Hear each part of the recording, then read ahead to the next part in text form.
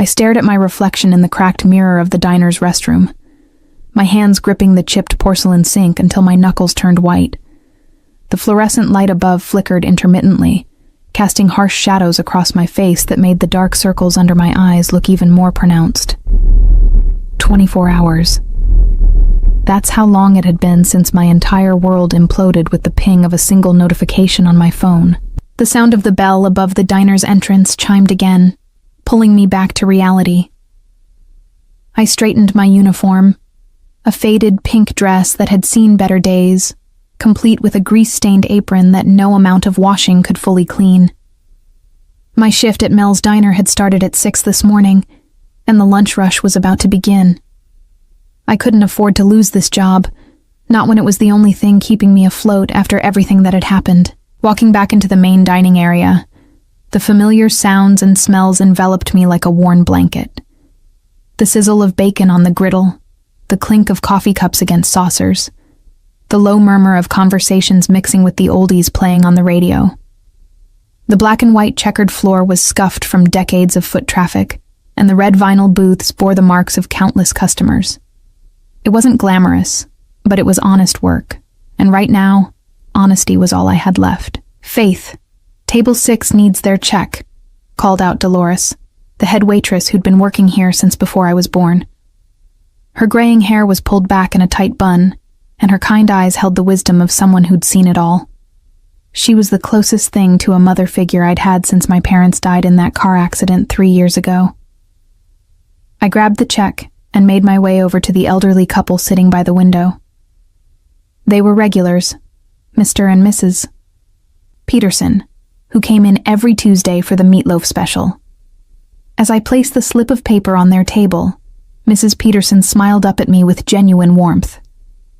"You look tired, dear," she said, her voice soft with concern. "Are you taking care of yourself?" "Just working hard, Mrs. Peterson," I replied, forcing a smile that felt more like a grimace. If only she knew how far from okay I really was. The bell chimed again, and I glanced toward the entrance to see a group of men in expensive suits entering. They looked completely out of place in our humble diner, their tailored clothing and polished shoes standing in stark contrast to our blue-collar clientele. Something about their presence made the hair on the back of my neck stand up, an instinctive warning that danger had just walked through our door. Dolores appeared beside me, her expression tense. "Faith, you take table 3. I'll handle the suits." But before she could move, one of the men was already approaching us. He was tall and broad-shouldered, with salt and pepper hair perfectly styled despite the Chicago wind outside. His face was all sharp angles and hard lines, except for his eyes, dark brown and intense, like they could see straight through to your soul. When he spoke, his voice carried a slight accent that made my stomach clench with recognition. "We'd like to speak with Faith Morrison," he said, his tone polite but leaving no room for negotiation. My blood turned to ice. How did they know my name? I'd been using my mother's maiden name, Patterson, since I'd started working here 6 months ago. The only people who knew my real identity were... No, it couldn't be. "I'm sorry, but we don't have anyone by that name working here," Dolores said, stepping protectively in front of me. But the man's eyes never left mine, and I could see in them that he knew exactly who I was. "Miss Morrison," he continued, ignoring Dolores entirely, "my employer would like to have a word with you. Now." The word employer sent another chill down my spine. I knew what that meant in Chicago. I knew what kind of men wore suits like that and spoke with that particular blend of authority and menace. My father had told me stories before he died, warnings about the families that controlled the city from the shadows. "I don't know what you're talking about," I whispered. But even as the words left my mouth, I knew it was useless. They'd found me, and there was nowhere left to run. The man reached into his jacket, and I flinched, expecting the worst. Instead, he pulled out a cell phone and showed me the screen. The video was paused on the very first frame, but I could see enough to know what it was. My heart stopped beating for what felt like an eternity before hammering back to life with painful intensity. "This has caused quite a stir," he said quietly, his voice low enough that only I could hear. "My employer is very displeased that something so personal has been made public. He'd like to discuss the matter with you privately." I felt the world tilting around me, the familiar sounds of the diner fading into a buzzing white noise. Marcus had actually done it. After all his threats and manipulation, my ex-boyfriend had finally followed through on his promise to destroy me. The intimate video he'd recorded without my knowledge during our relationship was now out there for the world to see, and somehow it had reached the attention of people I desperately wanted to avoid. "Faith?" Dolores's voice seemed to come from very far away. "What's going on? Do you know these men?" I shook my head mutely, unable to form words. The man put his phone away and straightened his tie with practiced efficiency. Around us, the other customers had begun to notice the tension, conversations dying as people sensed something was wrong. "We can do this easy or hard, Miss Morrison," the man continued. "But either way, you're coming with us. Mr. Russo doesn't like to be kept waiting." Vincent Russo. Even I knew that name, whispered in the same breath as fear and respect throughout Chicago. The head of the Russo crime family, known for his intelligence, ruthlessness, and complete control over the city's underworld. What could he possibly want with me? "I need to finish my shift," I said weakly, grasping at any excuse to delay the inevitable. The man smiled, but there was no warmth in it. "Your shift is over. Permanently. Mr. Rodriguez has already been compensated for your sudden departure." I looked around desperately, but I knew there was no escape. The other suited men had positioned themselves strategically around the diner, blocking the exits without being obvious about it. These weren't amateurs. They were professionals who'd done this many times before. "Can I at least get my things from the back?" I asked, my voice barely above a whisper. He nodded curtly. "You have 2 minutes." I walked on unsteady legs to the small employee area behind the kitchen, my mind racing.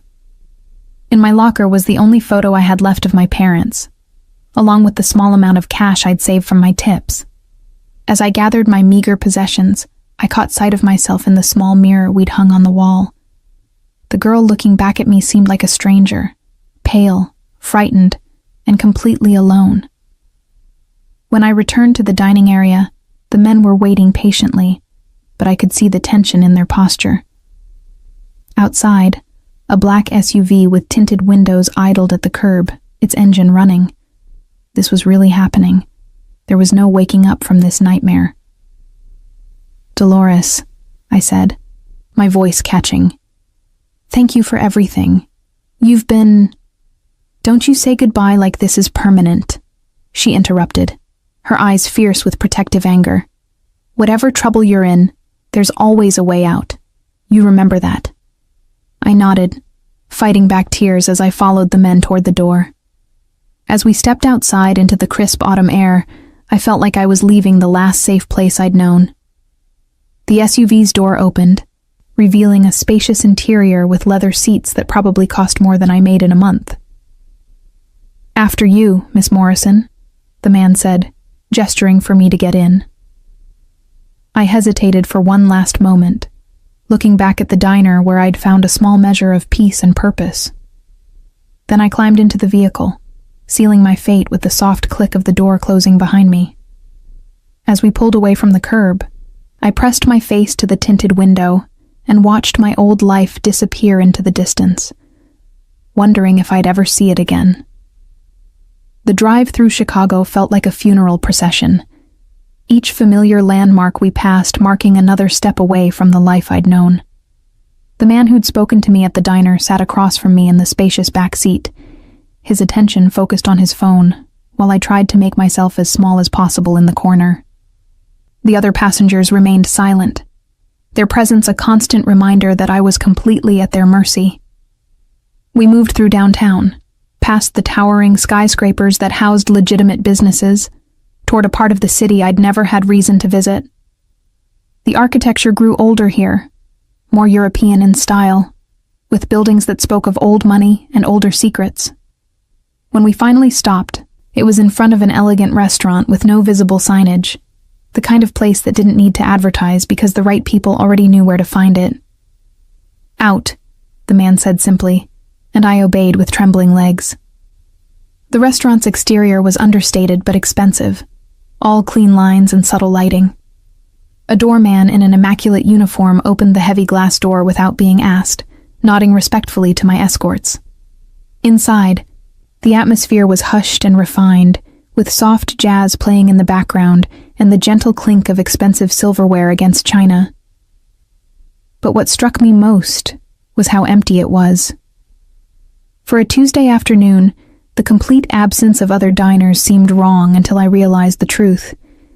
This entire place had been cleared out for one man.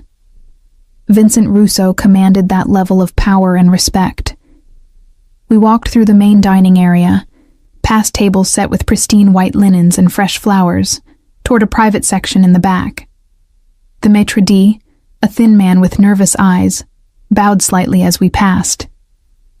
I could smell something cooking in the kitchen, something rich and complex that made my empty stomach clench with hunger I hadn't realized I felt. The private dining room was smaller, but even more luxurious than the main restaurant. A single table sat in the center, set for two, with a view of the city through floor-to-ceiling windows. And there, with his back to us as he looked out at the skyline, stood Vincent Russo. He was shorter than I'd expected, but no less imposing for it. His dark hair was streaked with silver at the temples, and his suit was so perfectly tailored it looked like it had been painted onto his broad frame. When he turned to face me, I understood immediately why this man inspired both fear and loyalty in equal measure. His face was carved from granite, all hard lines and shadows, with a Roman nose that spoke of Sicilian heritage. But it was his eyes that held me captive. Dark brown, almost black, and filled with an intelligence that seemed to catalog and categorize everything they saw. When those eyes settled on me, I felt like a butterfly pinned to a board, helpless under his scrutiny. "Leave us," he said quietly, and I heard the rustle of fabric as my escorts retreated. The sound of the door closing echoed with finality, and then we were alone. For a long moment, neither of us spoke. He studied me with the intensity of a scientist examining a particularly interesting specimen, and I struggled to breathe normally under his gaze. Finally, he gestured to one of the chairs at the table. "Sit," he said, his voice carrying a slight Italian accent that made each word sound like music. "You must be hungry." I remained standing, my back pressed against the closed door. "What do you want from me?" He smiled then, but it didn't reach his eyes. Direct. I appreciate that in a woman. He moved to his own chair and sat down with fluid grace. "Please, Miss Morrison, sit. We have much to discuss." Reluctantly, I walked to the table and perched on the edge of the chair, ready to bolt at any moment. Almost immediately, a server appeared with a bottle of wine and 2 glasses. Vincent waved him away with a subtle gesture. "Water for the lady," he said, "and bring the first course." As the server disappeared, Vincent leaned back in his chair and continued his examination of me. "You're not what I expected," he said finally. "What did you expect?" I asked, surprised by my own boldness. "Someone harder, more calculating." He tilted his head slightly. "Someone who would deliberately involve herself with Marcus Chen for personal gain." My blood ran cold at the mention of Marcus's name. "You know about him?" "I know everything about him," Vincent replied, his voice taking on a dangerous edge, "including his recent, creative endeavors with technology." The server returned with water and a plate of bruschetta that looked like artwork. The smell of fresh basil and ripe tomatoes filled the air, but my stomach was too knotted with anxiety to appreciate it. "Marcus works for the Chen family," Vincent continued, as if discussing the weather. Has for about 2 years now. They've been trying to find leverage against me for some time. He picked up a piece of bruschetta and took a delicate bite. Imagine their surprise when one of their low-level soldiers brought them a video featuring my accountant's daughter. My father. A wave of grief and confusion crashed over me. My father wasn't... Your father, Thomas Morrison, handled my family's books for 15 years, Vincent interrupted. He was a good man. Honest. Loyal. His expression darkened. The Chens killed him 3 years ago, made it look like an accident. I've been waiting for the right opportunity to make them pay for that. The room spun around me. My parents' car accident hadn't been an accident at all. They'd been murdered because of my father's connection to this man, to this world I'd known nothing about. Why are you telling me this? I whispered. Because Marcus Chen thought he was being clever. He cultivated a relationship with you, gained your trust, recorded intimate moments, all with the intention of using them against me when the time was right. Vincent's voice was calm, but I could see the rage simmering beneath the surface. What he didn't realize is that I've been watching you since your parents died, making sure you were safe, staying informed about your life. You've been watching me? The violation of privacy should have angered me, but all I felt was a strange sense of vertigo, like I'd been living in a world that wasn't real. From a distance, he assured me. I owed your father that much. He would have wanted me to look after his daughter. He set down his bruschetta and leaned forward. But now you're in danger, Miss Morrison. The video has been distributed to several of my enemies, and they will try to use you to get to me. But I'm nobody, I protested. I work at a diner. I live in a studio apartment. I have nothing to do with your world. You're Thomas Morrison's daughter, he said simply. That makes you family. And I protect my family. The server returned with the next course, some kind of pasta that smelled incredible. Vincent gestured for me to eat, but I couldn't even pick up my fork. What happened to the video? I asked, dreading the answer. Vincent's expression went completely cold. It's been dealt with, as have the people who saw it. Dealt with? My voice came out as a squeak. Every copy has been destroyed. Every person who viewed it has been educated about the consequences of disrespecting my family. He said it so matter-of-factly that it took a moment for the implications to sink in. You killed them? I felt sick. I protected your honor, he corrected, as your father would have done if he were still alive. I stared at him in horror, trying to reconcile the elegant man sitting across from me with the monster he'd just revealed himself to be. And Marcus? Alive, for now. Vincent finally picked up his fork and began eating his pasta with refined precision. I thought you might want to be involved in deciding his fate. I don't want anyone to die because of me, I said quickly. People have already died because of you, he replied calmly. The question is whether their deaths will have meaning or not. We sat in silence while he ate, and I struggled to process everything I'd learned. My entire life had been a lie. My parents' death hadn't been an accident. Marcus had been using me from the beginning, and now I was sitting across from one of the most dangerous men in Chicago, who claimed to be protecting me out of loyalty to my dead father. What happens now? I asked finally. Vincent set down his fork and dabbed at his mouth with his napkin. Now, you come home with me. You'll be safe there while we deal with the Chen family permanently. Home with you? I felt panic rising in my chest. I have a compound outside the city. Very secure, very private. You'll have everything you need while this matter is resolved. For how long? Something shifted in his expression, a hardness that made my skin crawl. As long as necessary. And if I refuse? He smiled that cold smile again. The Chen family knows who you are now, Miss Morrison. They know about your connection to me through your father. Do you really think you'd be safe walking out of here alone? I looked toward the windows, at the city beyond, and realized he was right. I'd been marked by association with this man, this world, whether I wanted it or not. My old life was gone, burned away by Marcus's betrayal and Vincent's retribution. I need to think, I said. You can think at my home, he replied, standing and straightening his jacket, but you will come with me now. This isn't a negotiation, cara mia. It's a rescue. As he walked around the table toward me, I caught a glimpse of something under his jacket. The outline of a weapon. Vincent Russo wasn't just offering protection. He was making it clear that resistance wasn't an option.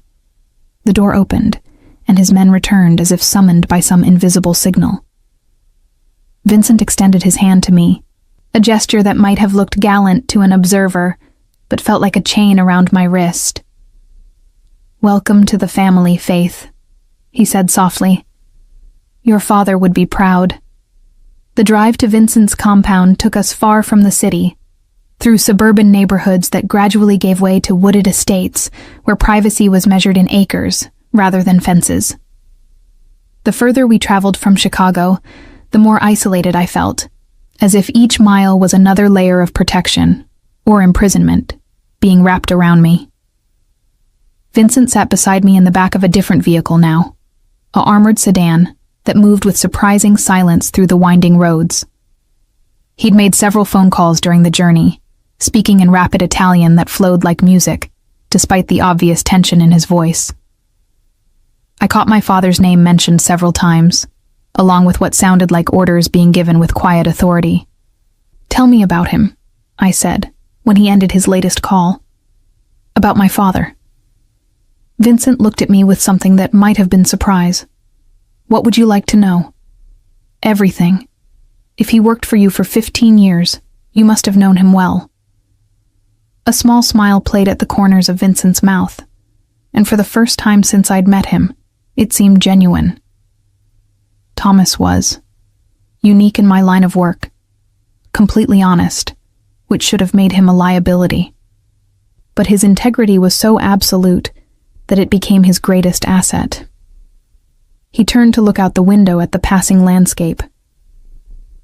When I took over from my father, many of the old guard questioned my decisions.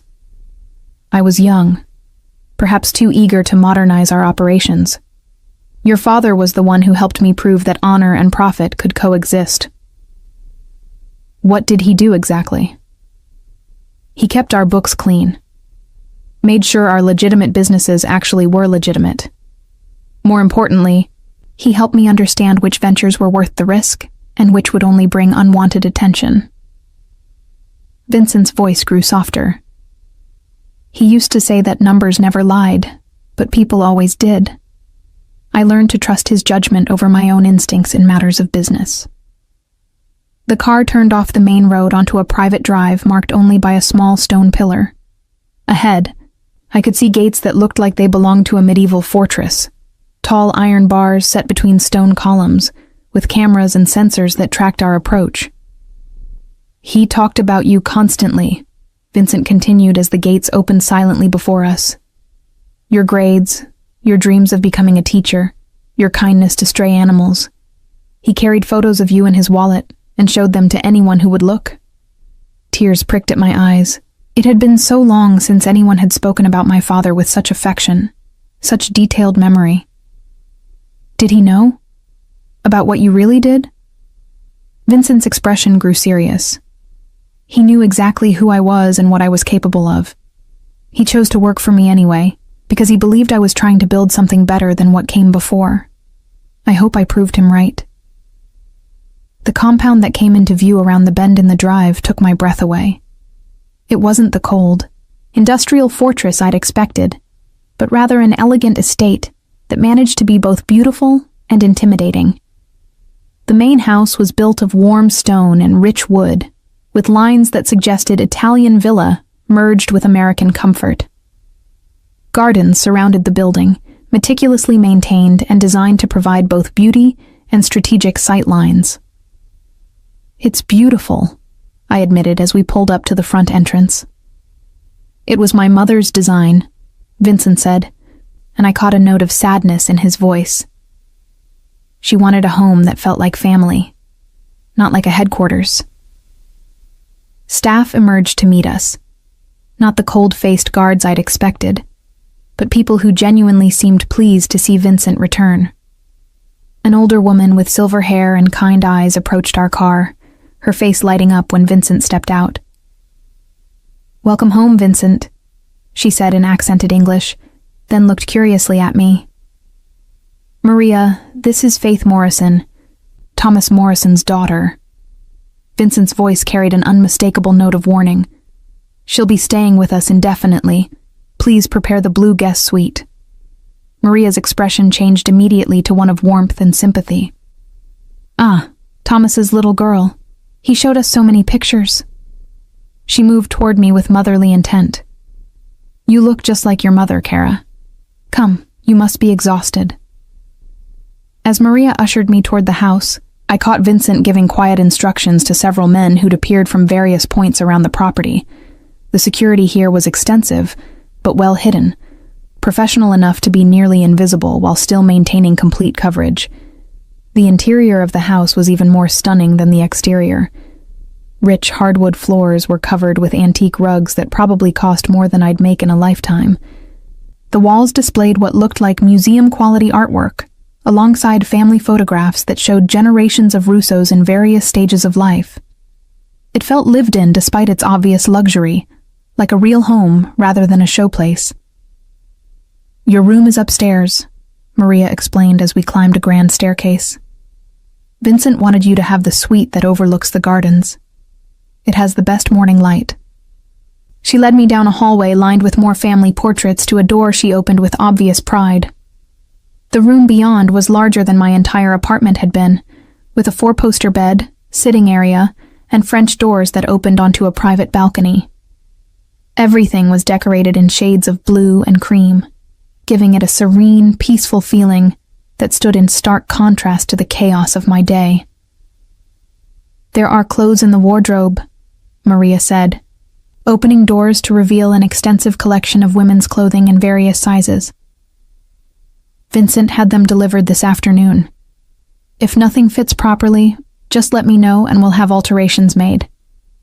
I stared at the clothes. Beautiful things in quality fabrics, all brand new with tags still attached. This afternoon? But how did he know? "Vincent plans for everything," Maria said simply. "It's how he keeps the people he cares about safe." After Maria left me alone to settle in, I wandered around the room like a caged animal, touching things carefully as if they might disappear if I pressed too hard. Everything was real, solid, expensive. The bed linens were softer than anything I'd ever felt. The bathroom adjoining the room was larger than most people's living rooms, with a soaking tub and shower that looked like something from a luxury hotel. But despite the obvious luxury, I felt the weight of my situation settling over me like a heavy blanket. I was a prisoner here, however comfortable the accommodations. Vincent had made it clear that leaving wasn't an option, at least not until he'd settled his score with the Chen family. A knock at the door interrupted my brooding.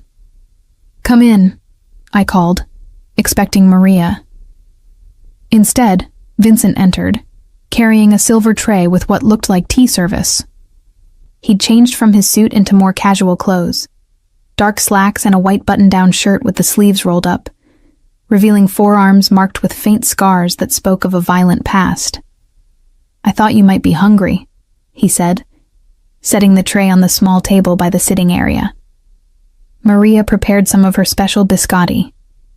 She was very fond of your father. I remained by the window, putting as much distance between us as possible. "How many people work for you?" "Here at the compound? About 30 full-time staff. Security, housekeeping, grounds crew, kitchen staff." He poured tea from an elegant china pot. "But if you're asking about my overall organization, that number is considerably higher." "And they all know who I am?" They know your family. That's all they need to know. He gestured to the chair across from him. Please sit. We have more to discuss.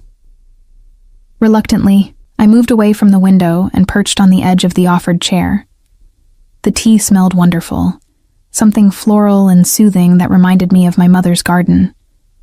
I've been in contact with my sources regarding Marcus Chen, Vincent said, settling back in his chair with the ease of a man completely comfortable in his own domain. He's been trying to reach you since yesterday. 17 calls to your cell phone, which my people intercepted. 12 attempts to contact you at the diner before we collected you. My stomach clenched. What does he want? To apologize, according to the messages he left. To explain that the video wasn't supposed to be distributed, that it was an accident. Vincent's voice dripped with contempt. He's frightened. His handlers in the Chen organization aren't pleased with how this situation has developed. Meaning?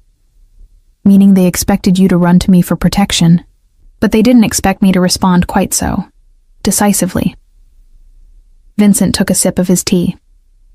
23 people had access to that video before I shut down the distribution network.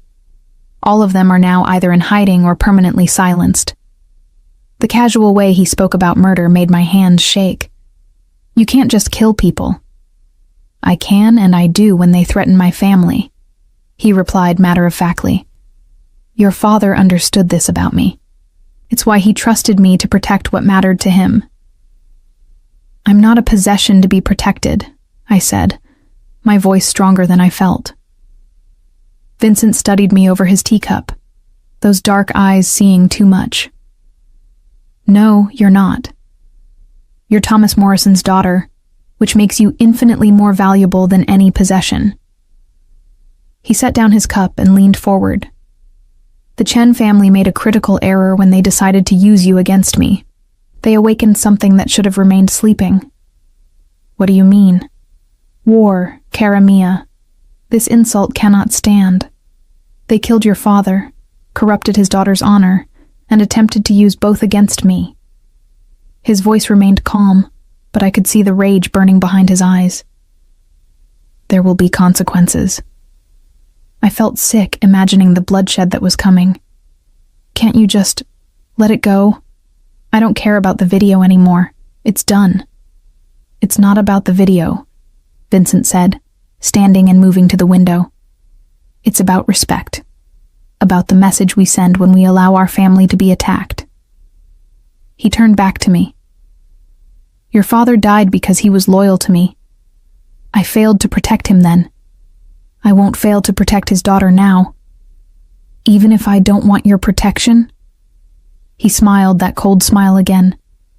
Want has nothing to do with it. You are under my protection whether you accept it or not. The only question is whether you'll be comfortable while I deal with this situation. I stood as well, anger finally overriding my fear. You can't just decide my life for me. I can, and I have, he replied calmly. You can hate me for it if you choose, but you'll be alive to hate me, which is more than I can guarantee if you try to return to your previous life. We stared at each other across the elegant room, and I realized with crushing certainty that he meant every word. Vincent Russo had claimed me as surely as if he'd locked me in a cell. The only difference was that my cell had Egyptian cotton sheets and a view of the gardens. How long? I asked quietly. Until it's finished. Until the Chen family no longer exists to threaten you. And then? Something shifted in his expression. A flicker of something I couldn't identify. Then we'll see, won't we? As the sun set outside my windows, painting the sky in shades of orange and pink, I realized that my old life was truly over. Faith Morrison, the diner waitress, was gone. What would take her place remained to be seen. I woke the next morning to sunlight streaming through the French doors and the sound of someone moving quietly in my room.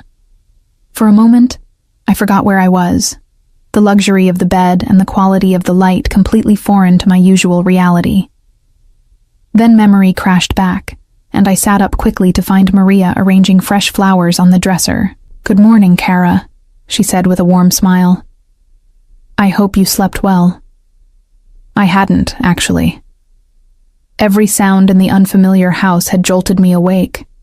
Footsteps in the hallway, the distant murmur of voices, the soft chime of what I assumed was a security system. But Maria's kindness made me nod anyway. "Vincent has asked me to show you around this morning," she continued, moving to open the French doors.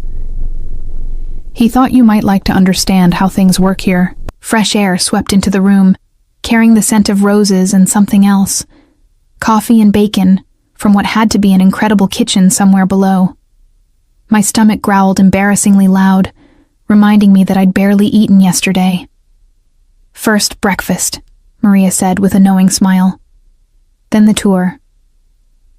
I showered quickly in the enormous bathroom, marveling at water pressure that actually worked and towels soft enough to sleep on. The clothes in the wardrobe fit perfectly, too perfectly, making me wonder again how Vincent had known my exact measurements. I selected a simple blue dress that covered everything appropriately, while still managing to look more expensive than anything I'd ever owned. The kitchen, when Maria led me there, was a chef's dream rendered in warm wood and granite. Windows on 2 walls provided views of different garden areas, and the smell of fresh bread baking filled the air. An older man with the powerful build of someone who'd worked with his hands his whole life looked up from the stove as we entered. "This is Carlo," Maria said. "He's been cooking for the Russo family for 20 years. Carlo wiped his hands on his apron and gave me a formal nod. "Miss Morrison, your father was a good man. Always polite to the kitchen staff. Always grateful for what was prepared for him." The casual mention of my father's familiarity with this place hit me harder than I expected. "He ate here often?" "Every month, sometimes more," Carlo replied, returning to the bacon he was tending. "Vincent would have him for dinner when they needed to discuss business. Your father loved my osso buco." Maria guided me to a breakfast nook that looked out over what appeared to be a vegetable garden. A place setting waited for me, fine china and silver, that probably cost more than I made in a month. Carlo appeared with a plate of eggs, bacon, and fresh fruit, arranged like artwork. "Vincent eats early and is already in his office," Maria explained as I ate. "He handles most business matters in the morning when his mind is clearest." "What kind of business?" I asked, wondering how much these people knew about their employer's real activities. Maria's expression became carefully neutral. "Vincent has many interests. Import and export companies, several restaurants, construction projects. He keeps very busy." The diplomatic non-answer told me everything I needed to know about how much the household staff was told about Vincent's operations. They were loyal, but they were also protected from knowledge that could endanger them. After breakfast, Maria led me on a tour that gradually revealed the true nature of Vincent's compound. The main house was beautiful and comfortable, but it was also a fortress. Windows that looked like normal glass were actually bulletproof. The elegant artwork concealed security cameras. The peaceful gardens had sightlines carefully planned to provide no cover for potential threats. "Vincent takes security very seriously," Maria explained, as we walked through a living room that managed to be both elegant and practical. "Too many people in his position assume they're untouchable. Vincent knows better." We passed Vincent's office, and through the partially open door, I could see him behind a massive wooden desk, speaking quietly on the phone while reviewing documents. He'd changed into another perfect suit, this one charcoal gray that emphasized the breadth of his shoulders. When he looked up and saw me, he nodded politely, but didn't interrupt his conversation. "He works very hard," Maria said, noticing my attention. "Sometimes I think too hard. It's good for him to have family in the house again." "Family?" I stopped walking to stare at her. Maria's expression grew sad. "Vincent lost his wife and daughter in a car accident 5 years ago. Since then, this house has been very quiet, very empty. Your presence here." It reminds him of happier times. The revelation hit me like a physical blow.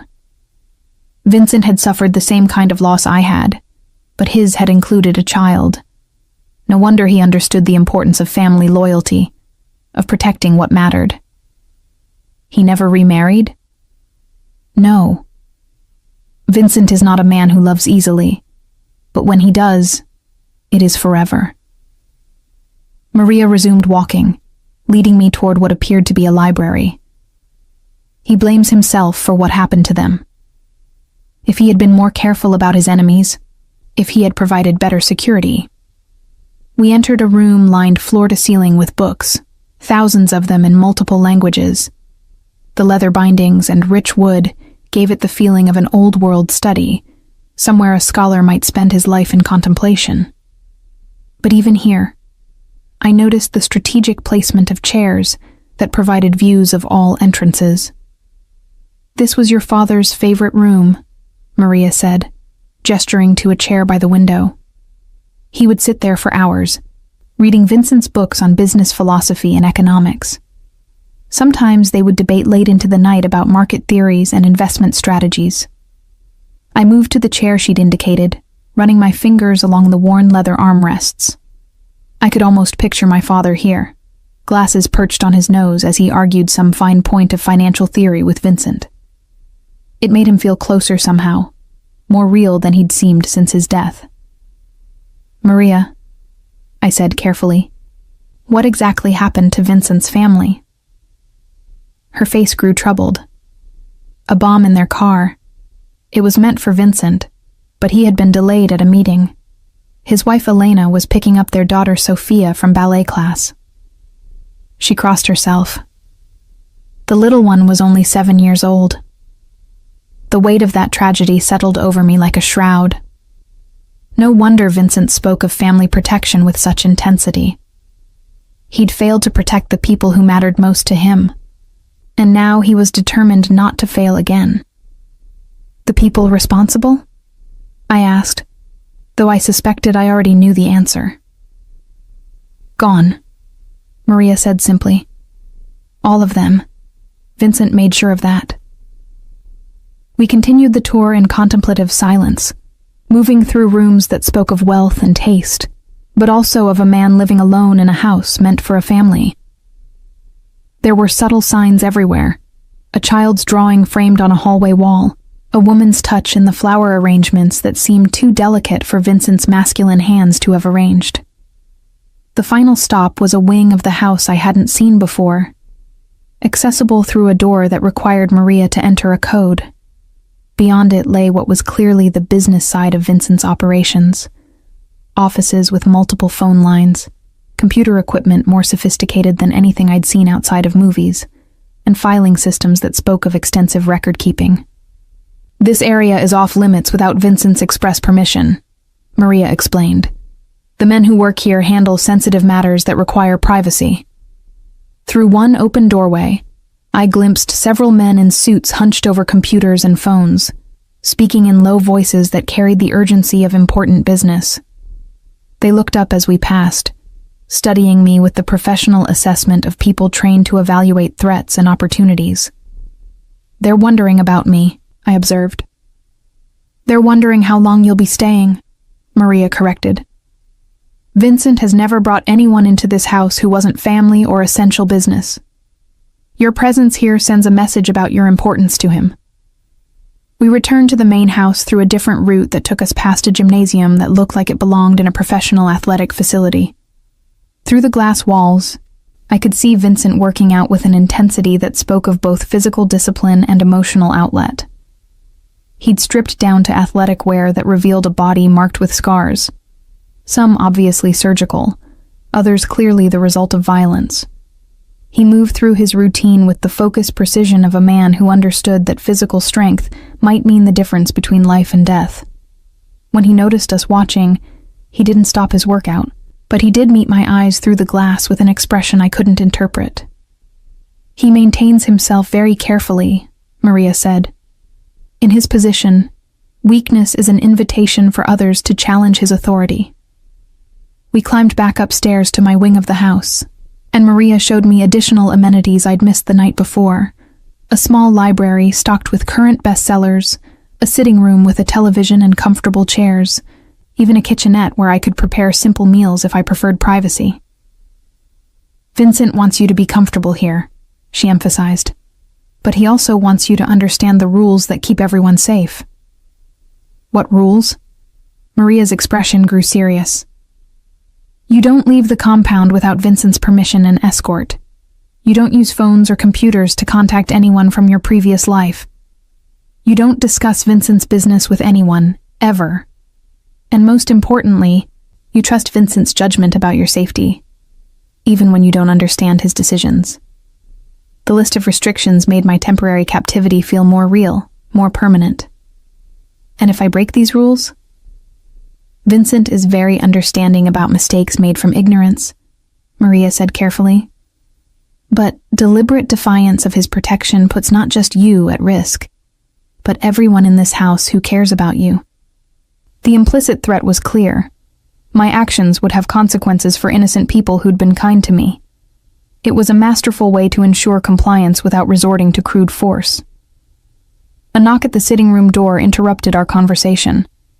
One of Vincent's men appeared, not one I'd seen before, but clearly cut from the same professional mold. "Mrs. Romano," he said to Maria, "Mr. Russo requests Miss Morrison's presence in his office." Maria squeezed my hand reassuringly. "Remember what I told you about trust," she said quietly. I followed the man through corridors that had seemed welcoming during the tour, but now felt more like the approaches to an audience chamber. Vincent's office was larger than I'd realized when glimpsing it from the doorway, with windows on 2 walls and furniture that managed to suggest both comfort and authority. Vincent stood behind his desk, still in his workout clothes, but with a towel draped around his neck. The casual attire somehow made him seem more dangerous rather than less, as if he was comfortable enough in his power to receive me without the armor of a formal suit. "Sit," he said, gesturing to a chair across from his desk. "We need to discuss what happens next." I remained standing, some instinct warning me that sitting would put me at a psychological disadvantage. "What about what happens next?" He smiled at my defiance, but there was approval in it rather than irritation. "Marcus Chen has made contact. He wants to meet with you." My blood ran cold. "You're not actually considering—" "I'm considering using his desperation to our advantage," Vincent interrupted. "He's frightened, Miss Morrison. Frightened men make mistakes, and mistakes give us opportunities. You want to use me as bait. I want to use his feelings for you, whatever they might be, to draw him into the open where we can end this matter permanently." I sank into the chair after all, the implications hitting me like a physical weight. He doesn't have feelings for me. Everything between us was a lie from the beginning. Vincent moved around the desk to perch on its edge, bringing him closer to my eye level. "Perhaps. But his current panic suggests otherwise. Why would he risk contacting you if he didn't care about your opinion of him? Because he's scared you'll kill him? He should be scared. But scared men don't usually try to apologize to their victims unless guilt is involved. And guilt suggests genuine emotion, however misguided." I stared up at him, trying to understand the chess game he was playing in his mind. "What exactly are you proposing?" "A meeting. Carefully controlled, completely supervised. You listen to what he has to say, perhaps even appear to forgive him. Meanwhile, my people trace his location and identify his support structure. And then?" Vincent's expression went cold. "Then justice is served for your father, for you, and for the insult to my family." The casual way he planned Marcus's death made me feel sick, but I couldn't deny the part of me that wanted to see my ex-boyfriend pay for what he'd done.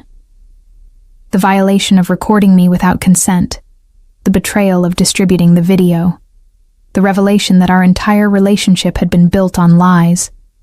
All of it deserved consequences. "When?" I asked quietly. Soon. He's growing more desperate by the hour, which means he'll be more likely to agree to terms that favor us. Vincent stood and returned to his side of the desk. But first, you need to understand something important about your situation here. What's that? This isn't temporary, cara mia.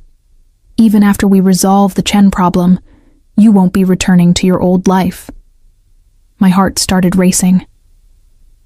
What do you mean? I mean that Thomas Morrison's daughter belongs under my protection permanently. The enemies I've made in my lifetime don't forget, and they don't forgive. Your connection to me through your father makes you a target for as long as I'm alive. You can't just decide that, I protested, standing to face him. I already have, he replied calmly. The question is whether you'll accept this gracefully, or whether we'll have to find other ways to ensure your compliance. We stared at each other across the expensive desk, and I realized with crystal clarity that my brief taste of freedom between my parents' death and this moment had been an illusion. I'd been living on borrowed time, and now the debt was being called in. I want to see Marcus, I said finally. I want to hear him try to explain what he did. Vincent's smile was sharp as a blade. I was hoping you'd say that. 3 days passed before Marcus finally agreed to Vincent's terms for a meeting. During that time, I found myself settling into the rhythm of life at the compound, with an ease that disturbed me. The luxury was seductive, certainly, but it was more than that. For the first time since my parents' death, I felt protected, cared for, like I mattered to someone beyond my immediate usefulness. Vincent maintained a careful distance during those days, appearing at meals and checking on my comfort, but never pushing for intimacy or closeness that I wasn't ready to give. His restraint was probably calculated, a way of building trust before asking me to take risks for his vendetta, but it felt genuine enough to lower my guard incrementally.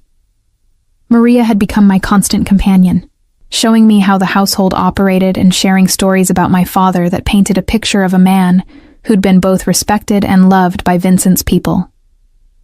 The more I learned about their relationship, the more I understood that my father hadn't just been an employee, he'd been a trusted advisor, almost a brother to Vincent in the way that mattered most to men in their positions.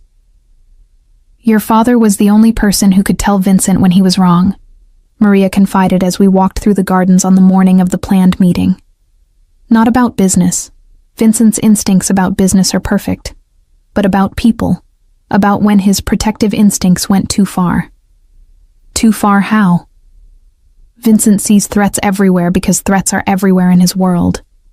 Your father helped him understand when caution became paranoia, when protection became prison. She gave me a meaningful look. Vincent has been alone too long to remember that distinction. The implication was clear. I was being positioned to fill a role my father had once occupied, to be the voice of reason that kept Vincent's darker impulses in check. It was a dangerous position to occupy, but also potentially a powerful one. That afternoon, I was summoned to Vincent's office for a final briefing before the meeting with Marcus. I found him dressed in another impeccable suit, this one navy blue with subtle pinstripes that emphasized his authority without being ostentatious. He was reviewing documents when I entered, but he looked up immediately and gestured for me to sit. The meeting is set for 6 this evening, he said without preamble. A restaurant in Lincoln Park. Public enough that Marcus will feel safe, controlled enough that my people can monitor everything. Will you be there? Not visibly, but I'll be close enough to intervene if necessary. He leaned back in his chair, studying me with those penetrating dark eyes. Are you prepared for this? I'd been asking myself the same question all day. What exactly am I supposed to accomplish? Listen to what he has to say. Let him believe you might forgive him. Most importantly, keep him talking long enough for my people to identify anyone he might have brought as backup. And then? Vincent's expression didn't change, but something cold flickered behind his eyes. Then you leave, and I handle the rest. A chill ran down my spine at the casual way he discussed murder. "Vincent, I don't want to watch you kill him." "You won't have to watch. You'll be safely away before any unpleasantness begins." He stood and moved to a wall safe I hadn't noticed before, entering a combination with practiced efficiency. From inside, he withdrew what looked like an expensive piece of jewelry, a delicate gold necklace with a small pendant. "What's that?" "Insurance," he replied, approaching my chair. "The pendant contains a tracking device and an emergency beacon. If anything goes wrong, if Marcus tries to take you somewhere, press the center stone and hold it for 3 seconds. He moved behind my chair, and I felt his fingers at the nape of my neck as he fastened the necklace. His touch was surprisingly gentle, and I caught the scent of his cologne. Something expensive and masculine that made my pulse quicken involuntarily. "There," he said, returning to face me. "Perfect." I touched the pendant, surprised by how substantial it felt despite its delicate appearance. "You really think he might try to kidnap me?" "I think Marcus Chen is desperate, and desperate people do unpredictable things. Better to be prepared for the worst." A knock at the door interrupted us, and one of Vincent's men entered with the efficient deference I'd come to associate with his organization. "The car is ready, sir. Doctor Rossi has arrived as requested." "Dr. Rossi?" I looked between Vincent and his subordinate. "A precaution," Vincent explained. "Someone to monitor your vital signs during the meeting and ensure you're not being drugged or otherwise compromised." The level of preparation was both reassuring and terrifying. Vincent truly did think of everything, plan for every contingency. I was beginning to understand how he'd survived and thrived in a world where miscalculation meant death. The restaurant Vincent had chosen was elegant but not intimidating, the kind of place where business people met for dinner and couples celebrated anniversaries. I arrived 15 minutes before the scheduled meeting time, alone except for the invisible security presence Vincent had promised. Dr. Rossi, a silver-haired man with kind eyes and discreet mannerisms, was already seated at a nearby table, ostensibly reading a newspaper while actually monitoring my condition through some kind of wireless device. I chose a table near the window with clear sightlines to the entrance and ordered water while I waited. My hands were shaking slightly, and I clasped them in my lap to hide the telltale tremor.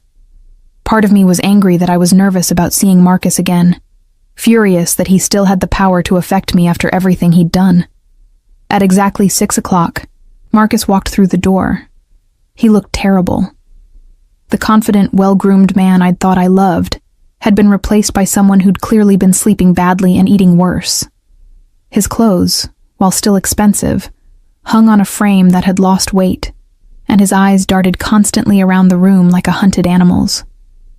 When he spotted me, his face transformed with relief so profound it was almost painful to witness. He crossed the restaurant quickly, sliding into the chair across from me with the desperate urgency of a drowning man reaching for a life preserver. "Faith," he breathed, reaching across the table as if to take my hands. I pulled back instinctively, keeping my hands in my lap. "Hello, Marcus." Up close, the change in him was even more dramatic.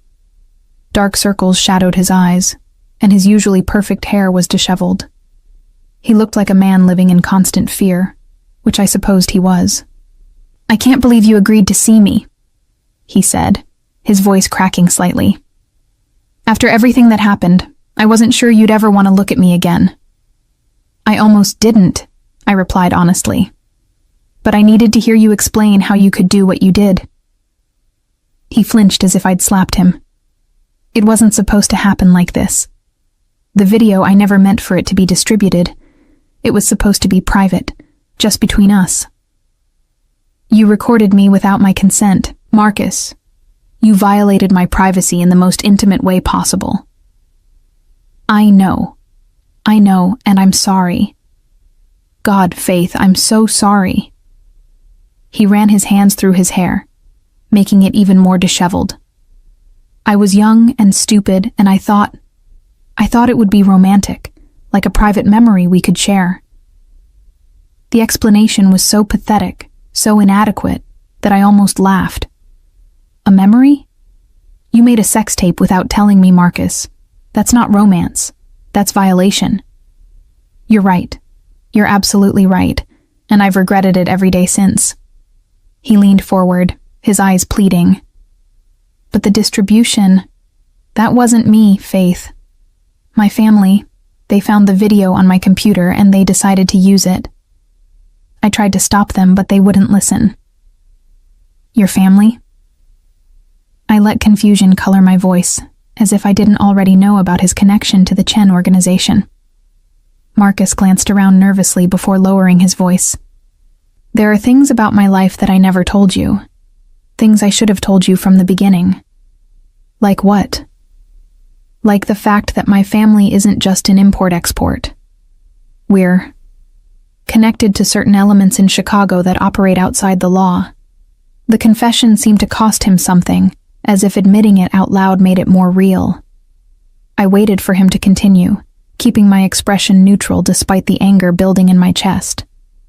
When they found out about your connection to Vincent Russo through your father, they saw an opportunity. The video was supposed to be leverage, a way to get to Russo through you. So you never cared about me at all. I kept my voice level, but inside I felt something breaking all over again. No, that's not true. He reached across the table again, and this time I let him take my hand. His skin was cold and clammy with nervous sweat. What started as an assignment became real, Faith. I fell in love with you for real. How am I supposed to believe that after everything? Because I'm risking my life to be here. The words burst out of him with desperate intensity. Do you think Russo's people aren't watching this place? Do you think I don't know what happens to people who cross him?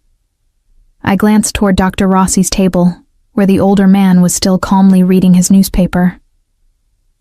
Then why come? Why risk it? Because I love you, Marcus said simply. Because I needed you to know that not everything between us was a lie. And because I want to get you away from Russo before he destroys you the way he destroys everyone he touches. The irony was almost laughable. Marcus, who delivered me into Vincent's hands through his betrayal, now wanted to save me from the consequences of his own actions. Vincent isn't destroying me, I said carefully. He's protecting me from people who want to hurt me because of what you did. He's using you. Marcus's voice rose before he caught himself and lowered it again. Don't you see? He doesn't care about you. He cares about revenge against my family. You're just a convenient weapon in his arsenal. And what was I to you? A convenient way to get information about my father's work? The question hit home, and Marcus flinched again. At first, yes. But that changed, Faith. It changed the moment I got to know you. The real you. We sat in silence for a moment, the weight of all the lies and betrayals hanging between us like a physical presence. Part of me wanted to believe him, wanted to think that some small portion of our relationship had been genuine. But I'd learned too much about the world these men operated in to trust anything at face value. What do you want from me, Marcus? I asked finally. I want you to leave with me. Tonight. Right now. His grip on my hand tightened. I have a car outside. Resources my family doesn't know about. We can disappear, start over somewhere Russo and my family can't find us. Just like that? Walk away from everything? What is there to walk away from? Your job at the diner? Your studio apartment? He leaned closer, his voice taking on the persuasive tone I remembered from better times. I can give you a real life, Faith. Safety, security, a future where you don't have to look over your shoulder. It was tempting, I had to admit. The idea of escaping from both Vincent's gilded cage and the dangerous world Marcus had pulled me into held obvious appeal. But I'd learned enough about these men to know that escape was rarely as simple as it seemed. And your family? They'll just let you go? Something flickered in Marcus's eyes.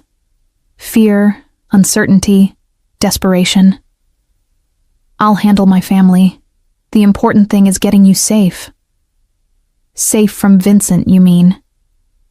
Safe from all of it, he insisted. From Russo, from my family. From this whole world that treats people like chess pieces, to be moved around and sacrificed. I studied his face, looking for signs of deception. What I saw was a man who was genuinely terrified, but also genuinely determined. Whether that determination was born of love or guilt, I couldn't tell. I need to think about it, I said finally. Relief flooded his features. Of course. But don't take too long, Faith. Every day you stay with Russo makes it harder for me to keep you safe. Keep me safe from what? His expression grew grave. From becoming so important to him that he'll never let you go. Marcus left the restaurant first, after making me promise to consider his offer and giving me a phone number where I could reach him. I sat alone at the table for another 20 minutes, nursing a cup of coffee I didn't want, and trying to process everything he'd said. Dr. Rossi had left shortly after Marcus, presumably to report back to Vincent, leaving me truly alone with my thoughts for the first time in days.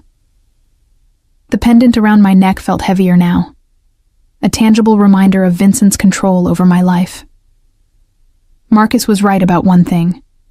Vincent was using me as a weapon in his war against the Chen family. But he was also wrong about something crucial. Vincent wasn't just using me. There was something deeper there.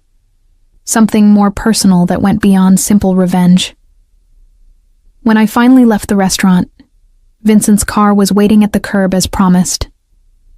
The driver held the door for me without speaking, and we drove through the darkening city in silence. I found myself studying the neighborhoods we passed, wondering if I'd ever see them again as a free woman. Back at the compound, Vincent was waiting for me in his study.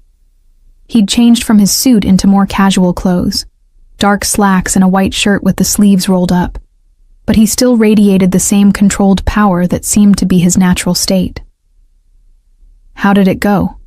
he asked as I settled into the chair across from his desk. "He wants me to run away with him," I said without preamble. Something dangerous flashed in Vincent's eyes. "Does he now?" "He says he loves me, that not everything between us was a lie." "And you believe him?" I considered the question carefully. "I think he believes it. Whether it's actually true is another matter." Vincent nodded approvingly. "Good. You're learning to think like someone who understands this world." He leaned back in his chair, studying me with those penetrating dark eyes. "What did you tell him?" "That I'd think about it." "Wise. It's always better to leave desperate men with hope than to drive them to desperation." He stood and moved to the window, looking out at the gardens where security lights were beginning to flicker on. "Did he mention where he wanted to take you?" "No specifics, just somewhere your family and his couldn't find us." Vincent's laugh was cold and humorless. "There's nowhere on earth Marcus Chen could hide from me if he took something that belonged to me." The possessive way he said "belonged to me" sent a shiver down my spine. "I don't belong to you, Vincent." He turned from the window to face me, his expression serious. "Don't you? Your father placed you under my protection when he chose to work for me. His death made that protection permanent. Marcus's betrayal made it absolute." He moved closer, perching on the edge of his desk. "You are mine, cara mia, whether you accept it or not." "And if I choose to leave with Marcus?" "Then you'll be choosing to die with him," Vincent replied matter-of-factly. "Because I will hunt him down and kill him, and anyone who helps him, including you if necessary." The casual way he threatened my life should have terrified me. Instead, I found myself studying his face, looking for signs of bluff or manipulation. What I saw was absolute certainty. Vincent meant every word he'd said. "You'd really kill me?" I asked quietly. Something shifted in his expression, a flicker of what might have been pain. "I'd prefer not to. You're Thomas Morrison's daughter, and I loved your father like a brother. But I won't allow you to be used against me, and I won't allow Marcus Chen to profit from his betrayal. So my choices are to stay here as your prisoner, or die as your enemy. Your choices are to accept your place in my family, or refuse it and face the consequences." He stood and returned to his side of the desk. "But before you decide, there's something you should know about Marcus's offer." "What?" Vincent opened a drawer and withdrew a tablet, which he turned toward me. On the screen was what appeared to be surveillance footage of Marcus leaving the restaurant. But instead of getting into a car alone as he'd implied, he was met by 2 other men who looked like they belonged to the same organization. "Marcus didn't come to that meeting alone," Vincent said. "And he's not operating independently of his family. This whole romantic rescue scenario is just another manipulation." I stared at the footage, feeling the last of my naive hope crumble away. "They're using him to get to me." "They're using him to get to you to get to me," Vincent corrected. "The plan is probably to take you somewhere they can control, then use you as leverage to force concessions from me.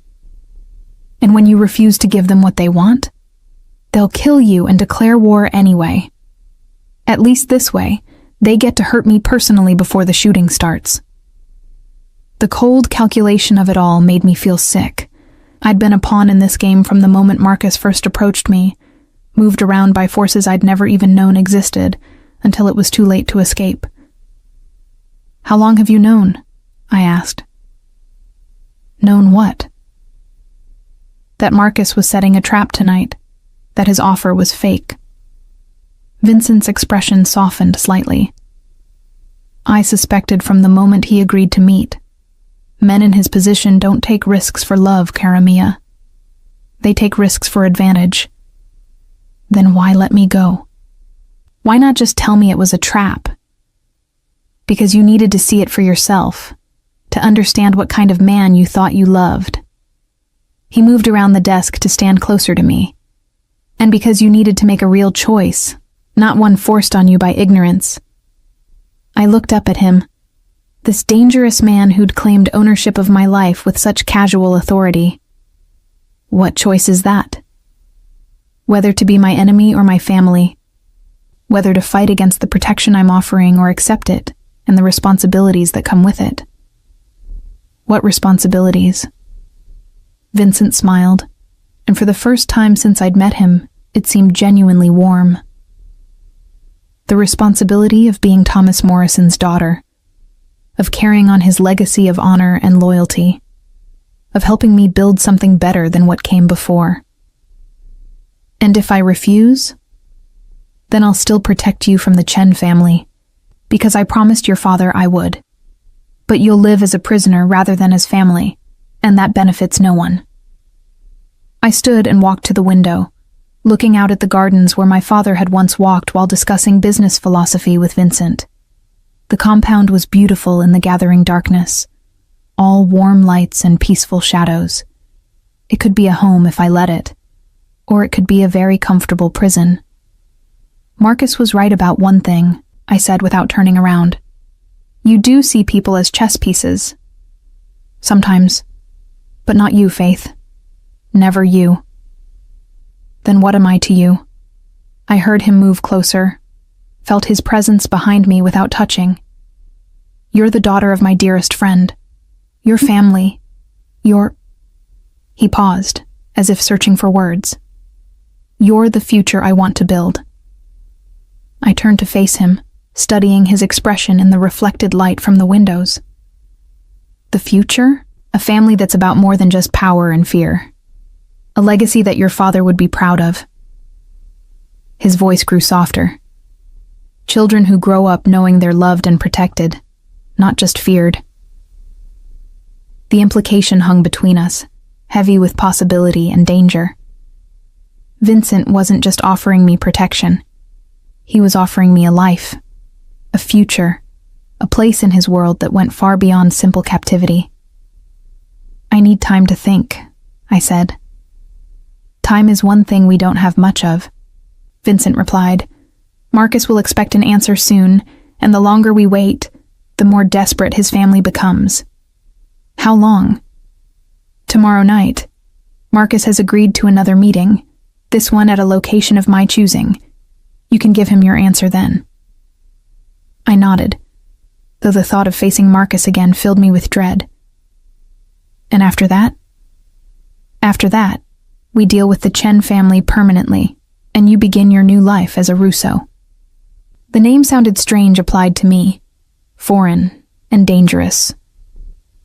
But it also sounded right somehow, like a key turning in a lock I hadn't even known existed.